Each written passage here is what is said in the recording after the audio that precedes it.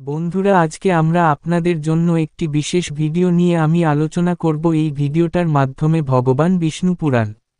আমার এই ইউটিউব চ্যানেলে যেমন শিব পুরাণ, গরুর পুরাণ, ব্রহ্মা পুরাণ, শিব মহাপুরাণ এই ভিডিওগুলো আমার ইউটিউব চ্যানেল আপলোড করা আছে। যদি কেউ না দেখে থাকো তাহলে এখনই আমার ইউটিউব চ্যানেলে দেখতে পারো তোমরা। তবে ভিডিওটা শুরু করা যাক। আজকে আমি শোনাবো ভগবান বিষ্ণু পুরাণ। জয় বিষ্ণু পুরাণ। ভগবান নারায়ণ ঠাকুর যদি অন্যায় অপরাধ আমাকে ক্ষমা করে দেবে, মানুষের জন্য সঠিক পথের আপনার এই বিষ্ণুপুরা লোকরে শোনাতে পারি যেন। বিষ্ণু পুরাণ অষ্টাদশ হিন্দু মহাপুরাণের অন্যতম। হ্যাঁ, বিষ্ণু পুরাণে অনেক আকর্ষণীয় ও গুরুত্বপূর্ণ বিষয় লেখা আছে, যেমন শেষ অধ্যয়ন বিষ্ণু পুরাণ। সৌভ্রী মুনির উপাধান অধ্যায়।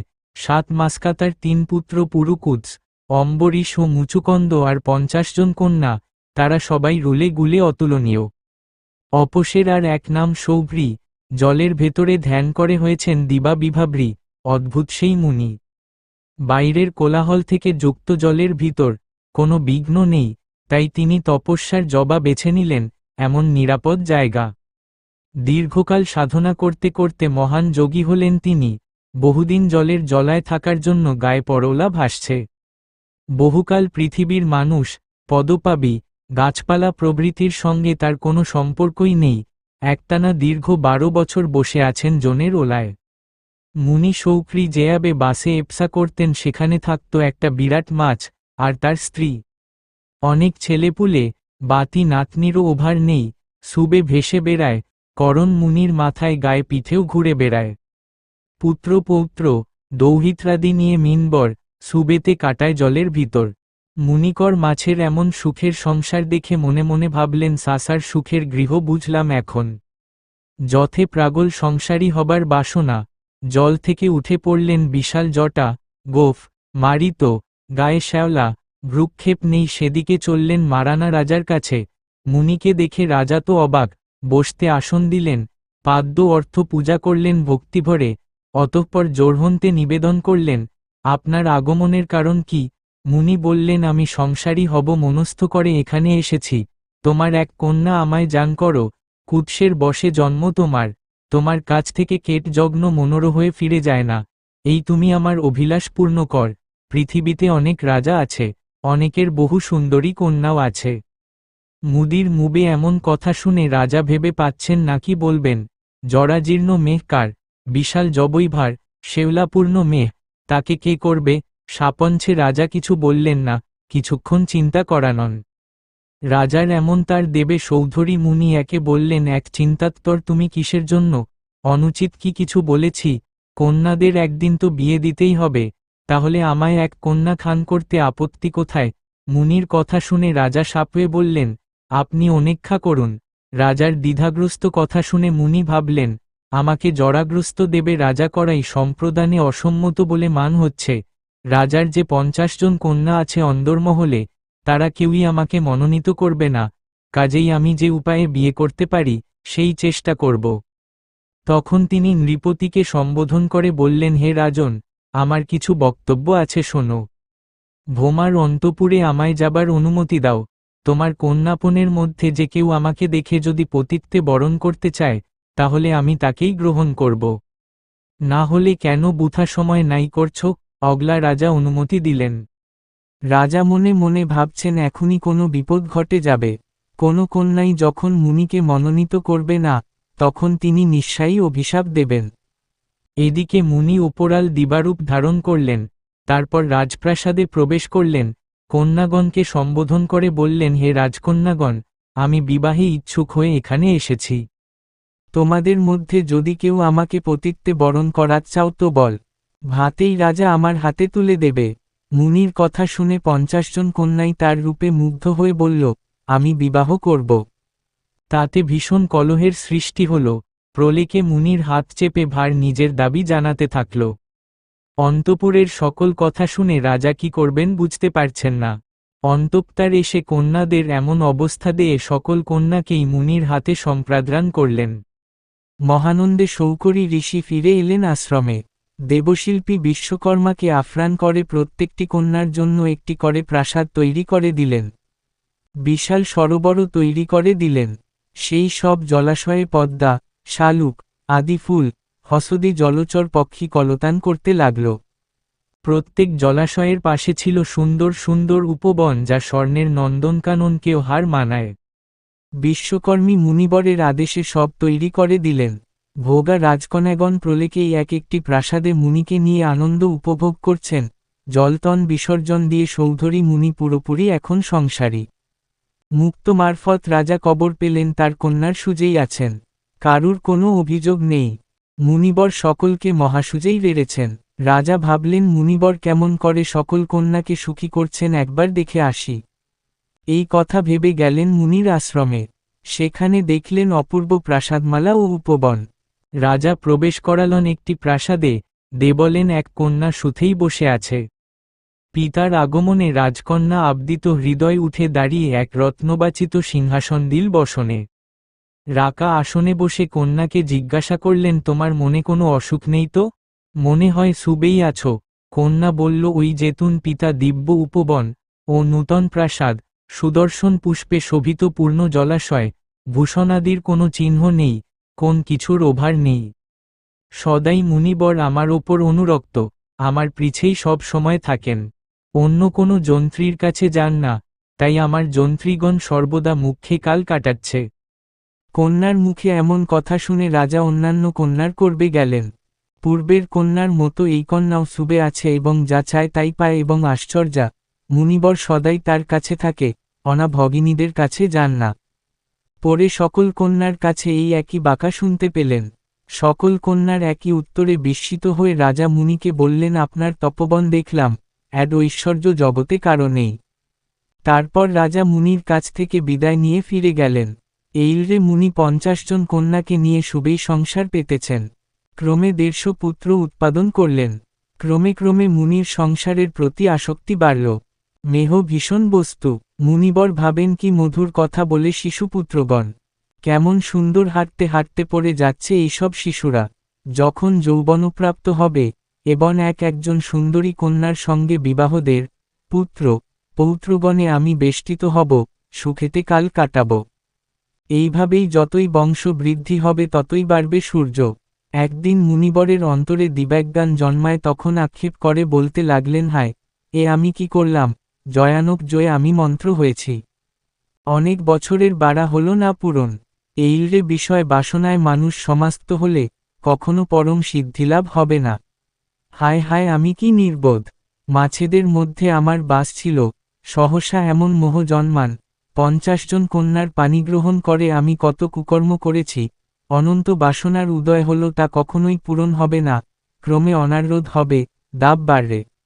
অতের সংসারী হতে গিয়ে নারী গ্রহণ করে দুঃখকেই আলিঙ্গন করলাম, ক্রমে ক্রমে মায়াজালে বন্ধু হলাম। পূর্বে কঠোর এদে মন্ত্র ছিলাম, এইসব ঐশ্বা উপস্যায় অতি নিম্নকর, অতএব এখন আমি বুঝেছি নিঃসঙ্গ যোদাদি হয় না, নরগণ মুক্তিলাভ কন করবে, কুসঙ্গ দোষেতে বর অধপাতে যায়, অতএব কি উপায় হবে? আমি পুনরায় তপস্যাই করব কঠোরভাবে, সেই শ্রীহরির আরাধনাই করব। আদি অন্তহীন সেই বিষ্ণু জলবান, অতুল তেজস্বী তিনি বিশ্বের নিদান। যতদিন সংসারে বাকরেন, বাসনার জালে আরও জড়িয়ে পড়বেন। তাই সংকল্প যাত্রেই বেরিয়ে পড়লেন সকল ঐশ্বর্য ত্যাগ করে।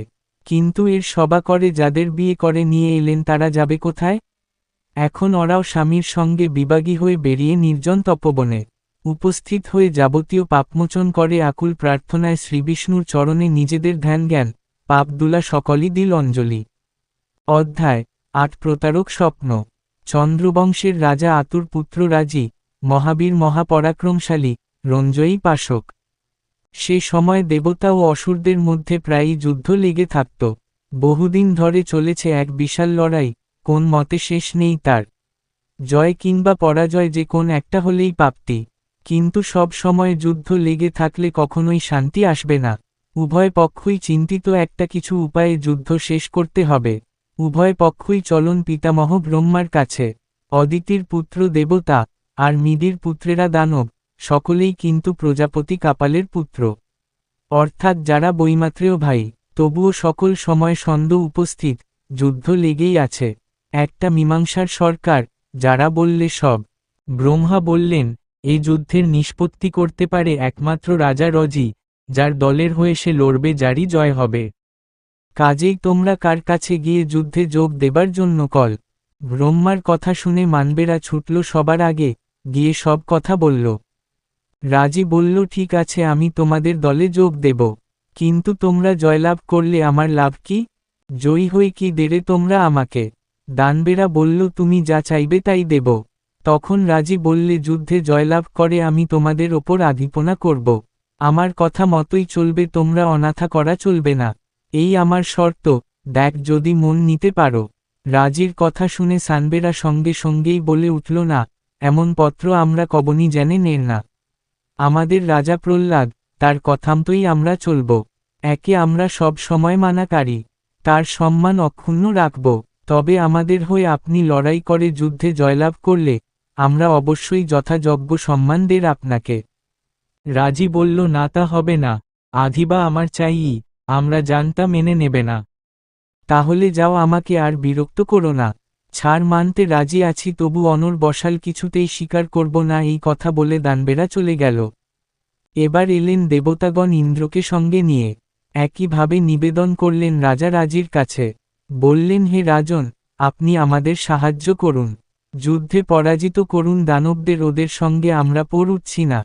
পিতামহ সখার কথামতো আমরা এসেছি আপনাদের কাছে। আপনি আমাদের সহায় হন। রাজি বললেন, আমি আপনাদের সাহায্য করব, কিন্তু যুদ্ধে জয়লাভ হলে আমার কি লাভ হার? ইন্দ্র বললেন, আপনার যা মনের ইচ্ছা আমার কাছে প্রকাশ করুন, অর্ষাই তা পূরণ করব। রাজি বললেন, আমি রশি কিছু চাই না, কেবল একটা জিনিস, সেটা হলো ইন্দ্রত্ব। আমি দেবরাজর সিংহাসনে বসতে চাই। পারার কি দিত? রাজির অভিলাষ শুনে সকল দেবতা নির্বাক হয়ে গেলেন। একে অপরের দিকে মুখ চাওয়াচাওয়ি করছেন। কিন্তু ইন্দ্র কোনো চিন্তা ভাবনা না করেই বললেন, আমি রাজা, আপনি আমাদের হয়ে প্রাণ সংশয় করে লড়াই করবেন, আর আমরা আপনাকে এটুকু দিতে পারব না, সে কি হয়? আপনার ইচ্ছা পূরণ হবে। রাজির আর কিছু বলার নেই। রওনা হলেন যুদ্ধের সাজে। শুরু হলো আবার দেবাসুরের ভীষণ যুদ্ধ। কিন্তু বেশিক্ষণ চলল না সেই যুদ্ধ। দানর পক্ষের বহু হতাহত হল রাজির অস্ত্রের আঘাতে। পিতামহ তো আগে থেকেই বলে রেখেছেন যুদ্ধে জয়লাভ হবে রাজি আমাদের পক্ষে থাকলে। জয় হল দেবতাদের। যে কয়েকজন অসুর বেঁচেছিল প্রাণ নিয়ে পালিয়ে বাঁচন, আর পিছন ফিরে তাকাল না। দেবতারা জয়োল্লাস করে উঠলেন। এবার পূর্ব শর্ত, যত রাজি হবেন সেররাজ এলেন ইন্দ্র রাজির কাছে। সাষ্টাতে পড়লেন তার পায়ের কাছে। আপনি আমাদের জীবনদাতা, কাজেই আপনি আমাদের পিতা। আপনি অবশ্যই পিতার কর্ম করলেন অসুরদের যুদ্ধে হারিয়ে। আপনি শুধু পিতৃবব ভয়াতাও কি ভীষণ মহাভয় থেকে আমাদের রক্ষা করবেন। আপনি আমাদের সকল অমঙ্গল দূর করলেন, এবং আপনি আশীর্বাদ করুন যেন আমরা আপনার সম্মান যথাযথভাবে রাখতে পারি। ইন্দ্রের এমন বিনীত করা গুণে রাজি বুঝাতে পারলেন ইন্দ্রের ইচ্ছে কি। কৌশল করে তার প্রতিশ্রুতি পালন এড়িয়ে যেতে চায়। কি আর করবেন তিনি? ইন্দ্র সিংহাসন না ছেড়ে কেবল কথায় যেভাবে পিতা, জন্মদাতা, ভয়ত্রাতা প্রভৃতি বলে সম্মান দেখালেন, তার উপর আর কি বলবেন? বাবা হয়েই নিজেকে সামলে দিলেন রাজি। দেবরাজ আর হতে পারলেন না। ইন্দ্রের বাজিমাত হল, মান মনে তাই লারি উল্লাস। কথার জাদুতেই এই মহান কার্য সাধিত হল। এখন কে হটারে তাকে? যথাপূর্ব তথা পরা আগে যেমন ছিলেন তেমনিই রয়ে যাবেন দেবরাজের সিংহাসন। আগের থেকে আরও নিশ্চিন্ত। জানোয়াররা পলাতক। রাজি বশীভূত কথার কৌশলে সকল অশান্তি দূর হয়েছে। কাজেই এবার শুধু ভোগবিলাসে মেতে উঠলেন দেবতাগণ। দেবর্ষি নারদের কোনো কিছুই অজানা নেই। তিনি মনে মনে ভাবলেন, দেবদের রাজা হয়ে ইন্দ্র এক বড় অন্যায় করল। তার একটু সাজা হওয়া দরকার। তাই দিবি চললেন রাজির পুত্রদের কাছে। দিয়ে বললেন, তোমরা মহারাজ রাজির পুত্র বলে আমার মনে হয় না। যদি হতে, তাহলে এমন ব্যবহার তোমাদের হতো না। তোমরা বীর নামে পরিচিত, কিন্তু আমার তা মানে হচ্ছে না। দেবর্ষি নারদের কথা শুনে রাজির পুত্ররা তো অবাক। আমরা কি এমন দোষ করলাম যে নারদ ঠাকুর আমাদেরকে এমন হেয় প্রতিপন্ন করছেন? তারা বলল, হে দেবর্ষি, আমরা আপনার করার কোনো অর্থ বুঝতে পারছি না। আপনি দয়া করে সরল করে বলুন যা আপনি বলতে চান। আমাদের মনে হচ্ছে আপনি অথবা আমাদেরকে অপমান করেছেন। দেবর্ষি বললেন, আচ্ছা, তোমরা কি বলতে পার দেবরাজ ইস্থের সঙ্গে আমাদের সম্পর্ক কি? রাজির পুত্রগণ বলল, তিনি আমাদের দাদা হন। দেবর্ষি বললেন, দামা মানে কিরকম সামা? নিজের দামা তো না পাতানো মামা। তোমাদের বাড়াকে ইন্দ্রত্ব দেবে বলে অঙ্গীকার করে দানবদের সঙ্গে লড়াই করিয়ে নিয়ে জয়ী হলেন মেক্তারা। তারপর কৌশল করে ইন্দ্র তোমার বাবার কাছে এসে বলল, আপনি আমাদের রক্ষাকর্তা, পিতার মাতা। তাই আমরা, আমার পুত্র, সকল পুত্রতে রক্ষা করা পিতার কর্তব্য। আপনি পিতার কাজই করেছেন। এইভাবে নানা কথার ঝাল বুঝে লেমাদের পিতাকে প্রাধামোদ করে দের সিংহাসনের দাবি থেকে বঞ্চিত করেছেন। এখন তোমাদের বাবা আর কেমন করে স্বর্ণের সিংহাসনে বসতে যাবেন? এইভাবে ইন্দ্র তোমাদের বাবার সঙ্গে নেমক হারামের কাজ করেছে। আমার মনে হয় তার প্রতিশোধ নেওয়া দরকার। ওমার প্রতারণা করে যারা, তাদের বরদাস্ত করা দুর্বলতার লক্ষণ। তোমরা সেই রাজির পুত্র মহাবলবান বলে গর্ব কর, এই কি তার নমুনা? তাই এমন দুর্বৃত্তদের এখনো ক্ষমা করে বসে আছো? দেবর্ষি নারদের কথা যতই শোনে রাজির পুত্রদের মাথা ভবি পরম হয়ে ওঠে। তারা চিন্তা করল, দেবর্ষি নারদ ঠিক কথাই বলেছেন, ওই অকৃতজ্ঞ দেবলদের সাজা দেওয়া উচিত। ইন্দ্র যদি তাদের প্রকৃত দামা হতো তাহলে আপথে বিপদে সাহায্য করত। কই কোশনও যে আসেনি এমিকে, বা আর অপেক্ষা না করে স্বর্গ আক্রমণ করাই উচিত। এইলাতে যখন তারা চিন্তা করছে নারদ ঠাকুর বুঝলেন, তার ঔষধ কাজে লেগেছে, এখন সরে যাওয়াই বুদ্ধিমানের কাজ।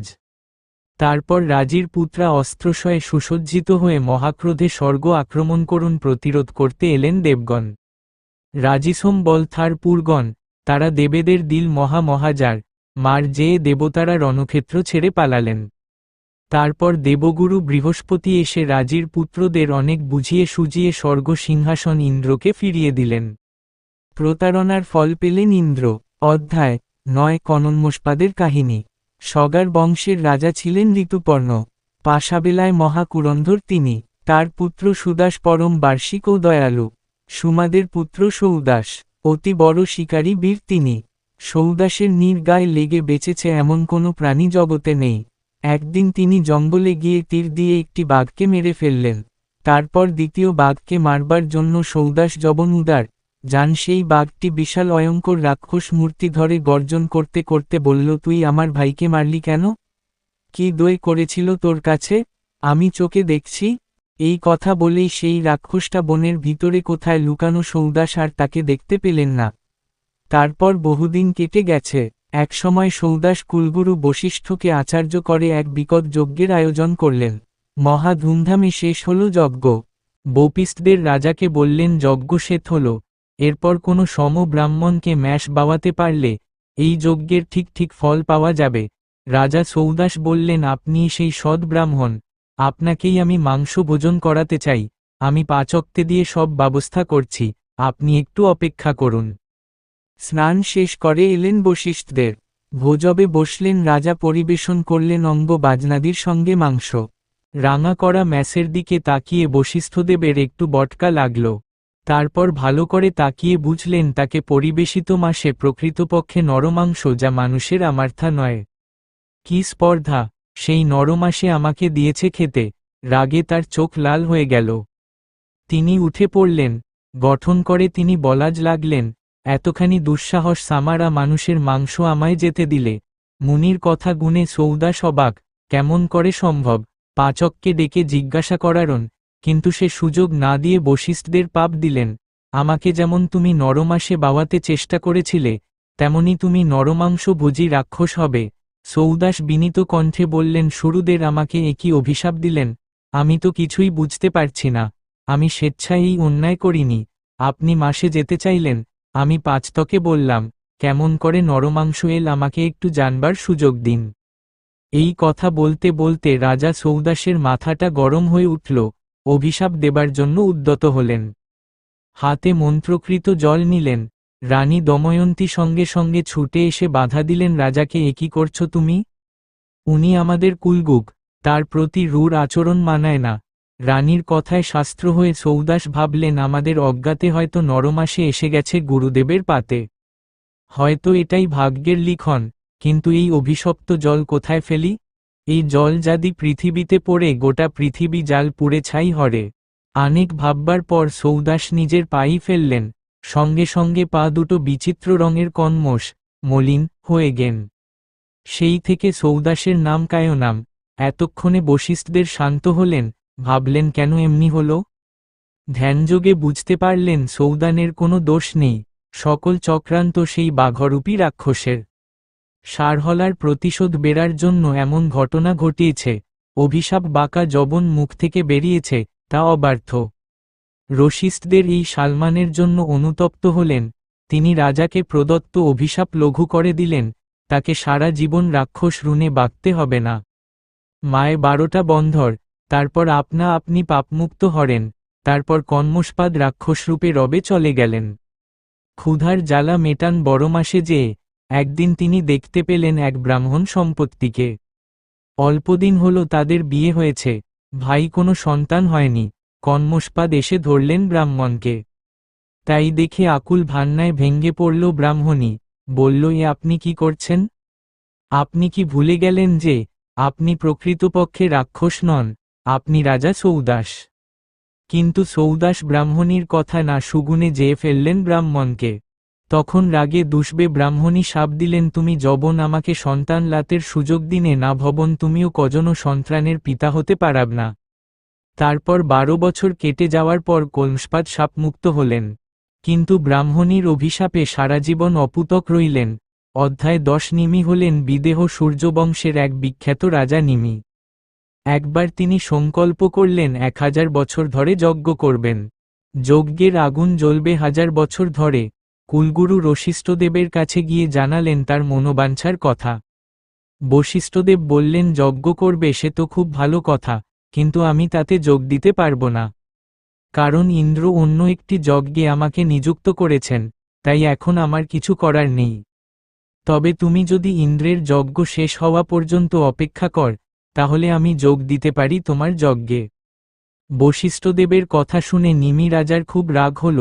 তিনি ভাবলেন, আমি রাজা, আমার আশ্রিত গুরুদেব, তিনি কিনা আমার যজ্ঞে না গিয়ে যাবেন ইন্দ্রের যজ্ঞে। ঠিক আছে, আমি বিলম্ব করব না।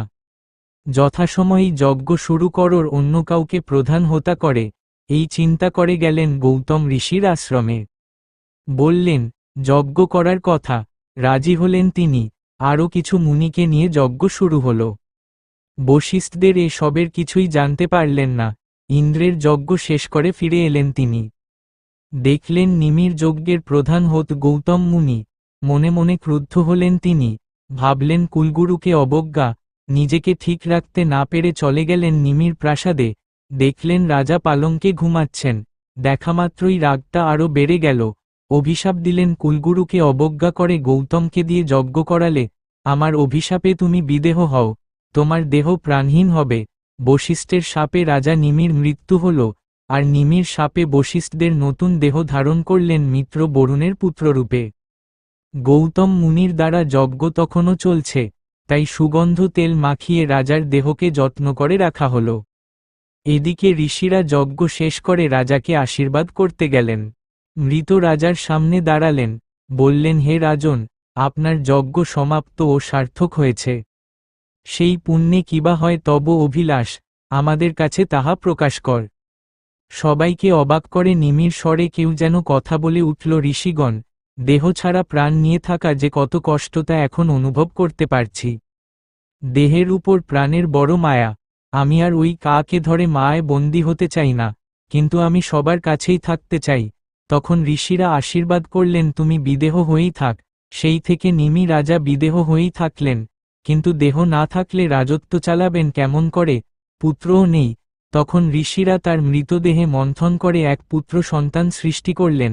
তার নাম দিলেন জনক। তিনি মিথিলার সিংহাসন বসে রাজ্য পরিচালনা করলেন। এই জনক রাজার কন্যাই সীতা, শ্রীরামের ঘরণী। অধ্যায় এপারো। পুরুরবার কাহিনী।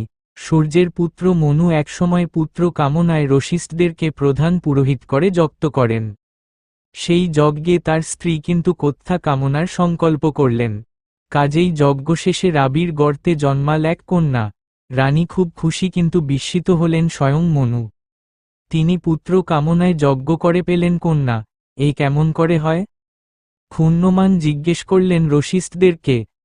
রশিষ্ঠদের কন্যার আকাশঙ্কায় রানীর অন্তরের প্রবল বাসনার কথার আলে সান্ত্বনা দেবার চেষ্টা করলেন। কিন্তু রাজা আরও ক্রুদ্ধ হলেন। রাজার ইচ্ছার থেকে রানীর ইচ্ছাটাই বড় হল মহর্ষির কাছে। অগত্যা মহর্ষি তাকে বললেন, হে রাজন, আপনি খুব হরেব না, শান্ত হন, আমি আমার যজ্ঞে আপনার কন্যাকে পুত্রে পরিণত করে দেব। মন্ত্র বাল কন্যা হল পুত্র। রাজার মনে আনন্দ আর ধরে না। নাম সুদাম। ধীরে ধীরে সে বড় ছাঁচ লাগল, নানান শাস্ত্র এবং শাস্ত্রবিদ্যা শিখল। সুদুমের বড় শখ শিকার করা। একদিন তীর জনুক নিয়ে বেরিয়ে পড়ল মুখার উদ্দেশ্য। একটা ঘোড়ায় চড়ে সারাদিন ধরে অনেক শিকার করল, তবু তার পথ মেটে না। রাত্রি হয়ে গেল, তরণ সে বনের মধ্যেই তাঁবু গাড়ল। এইভাবে অরণ্য অভ্যন্তরে বেশ কয়েকটা দিন কেটে গেল। সেই সুষ্মের তাঁবু অল্প দূরে ছিল এক যক্ষের জার, তার সঙ্গে তার বউ থাকে।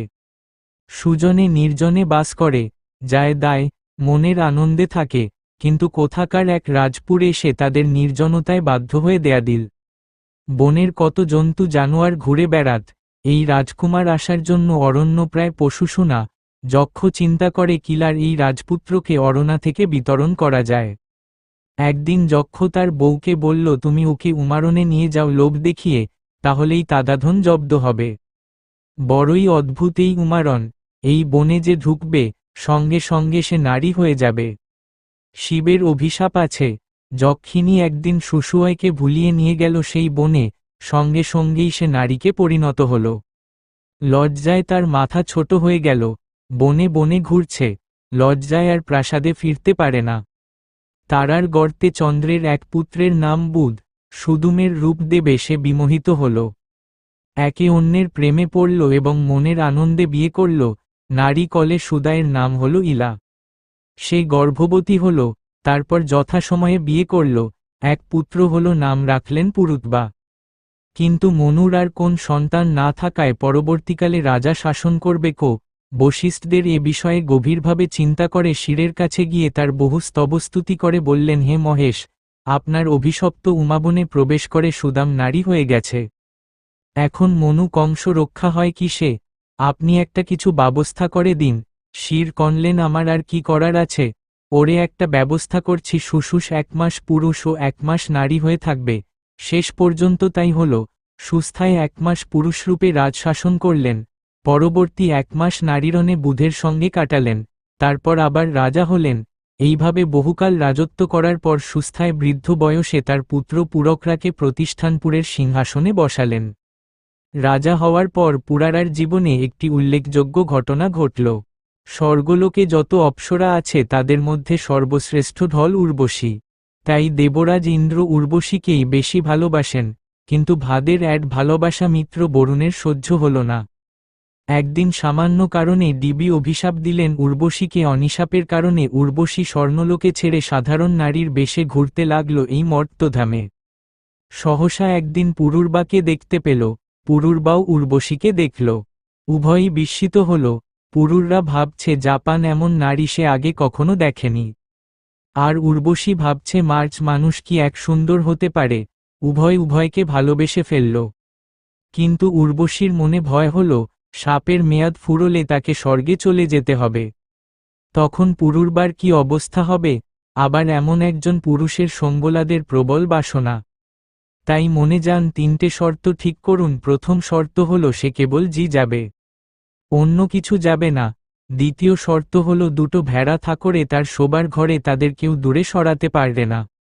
আর তৃতীয় শর্ত হল সে যেন রাজাকে কখনো বিবস্ত্র না দেখে। এমন সুন্দরী মেয়েকে দেখে পুরুবরা কোন চিন্তা না করেই শিকার নিল 3টে শর্ত। মনের আনন্দে কাটালো রক্ষদিন, নানা রকম মনোরম স্থানে ঘুরে বেড়াতে লাগল। উর্বশী ভুলেই গেল যে সে স্বর্ণের সদরা।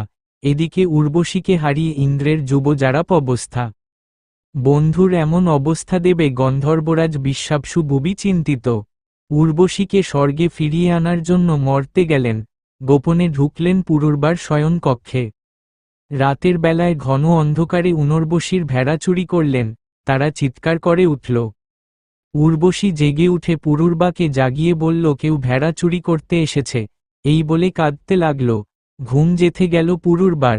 ভেড়া চোরকে ধরতে বিছানা ছেড়ে উঠল, কিন্তু অন্ধকারে কিছুই দেখা যাচ্ছে না। বিশ্বাবসু কৌশান আলো জেলে দিলেন, সেই সময় পুরুররা ছিল বিবস্ত্র। উর্বশী সেই অবস্থায় দেখে শর্তানুযায়ী স্বর্গে চলে গেল। এতদিন উর্বশীকে নিয়ে পুরুররা মনের আনন্দেই ছিল, কিন্তু এবার আর সে নেই, তাই মন খুব খারাপ। রাজকাজে মন নেই, বিদে নেই, পাগলের মোজে খুঁজে বেড়াল উর্বশীকে, না পেনে যার প্রাণ বোধ হয় চলে যায়। একদিন উর্বশী তার কয়েকজন সখীকে নিয়ে মতে এল অম্ভোজ সরোবরে এসে মনের আনন্দে স্নান করছিল। দৈবক্রমে সেই পথে পুরুরবা যাচ্ছিল। উর্বশীকে খুঁজতে খুঁজতে দেখতে পেল, তারই কামনার ধন সে আনে তার সবিদের সঙ্গে। সোজা হলে গেল তার কাছে ফিরে যাওয়ার জন্য অনুরোধ করল। উর্বশী পুরুরবাকে দেখে অবাক, এ কি চেহারা হয়েছে তার, সেই রূপ আর নেই, একেবারে জীর্ণ মলিন বেশ। পুরুরবাকে বলল, আমি গন্ধর্বলোকের বাসিন্দা, মার্চ শাপপ্রাপ্ত হয়েছিলাম, এখন আর বাঁকা সম্ভব নয়। তবে তোমার ঔরসে আমার গর্ভে এক পুত্র হয়েছে, নাম আয়ু, একে তুমি নাও। পুরুরবা বলল, আমি লেমাকে ছাড়া বাঁকতে পারব না, তুমি ছাড়া রূপত আমার আর কোন অভাব নেই।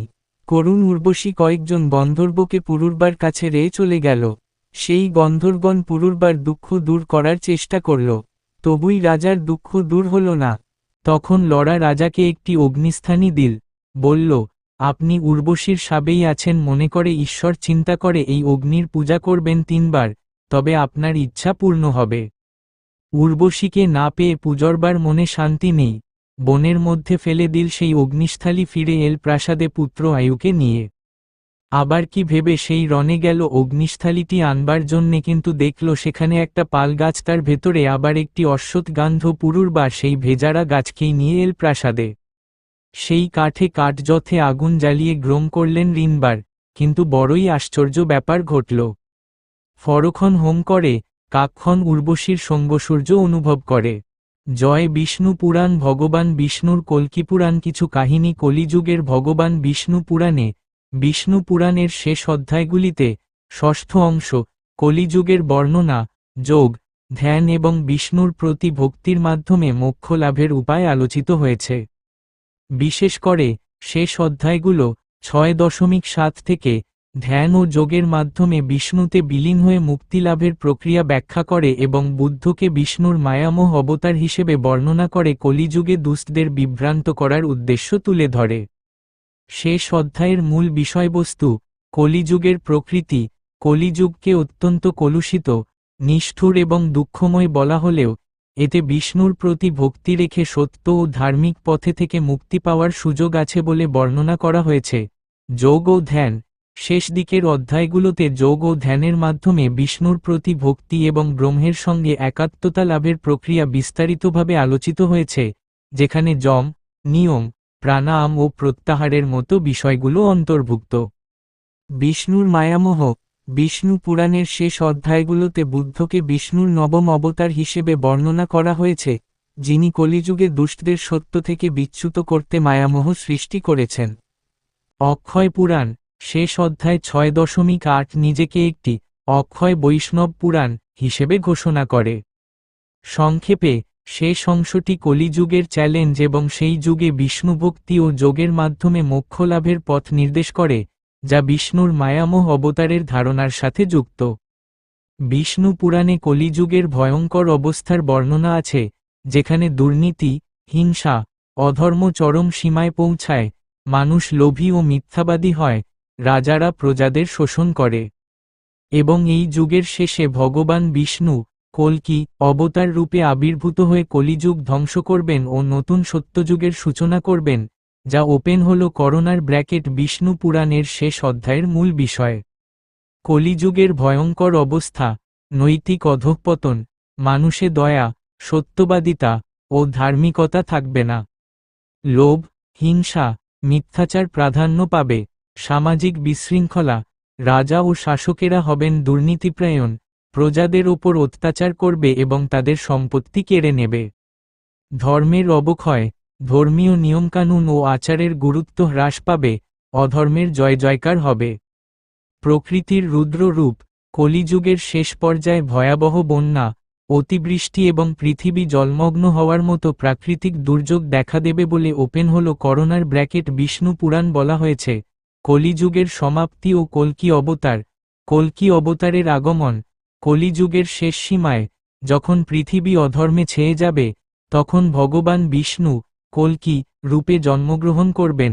জন্মস্থান ও পরিবার: তিনি সোমভাল গ্রামে বিষ্ণুযশ নামক এক ব্রাহ্মণের গৃহে সুমতি নামক ব্রাহ্মণী দেবীর চতুর্থ সন্তান হিসেবে জন্ম নেবেন। মহাপুরুষের ভূমিকা: কল্কি অবতার পাপী ও অধার্মিকদের ধ্বংস করবেন এবং কলিযুগকে শেষ করে আবার সত্যযুগের প্রতিষ্ঠা করবেন।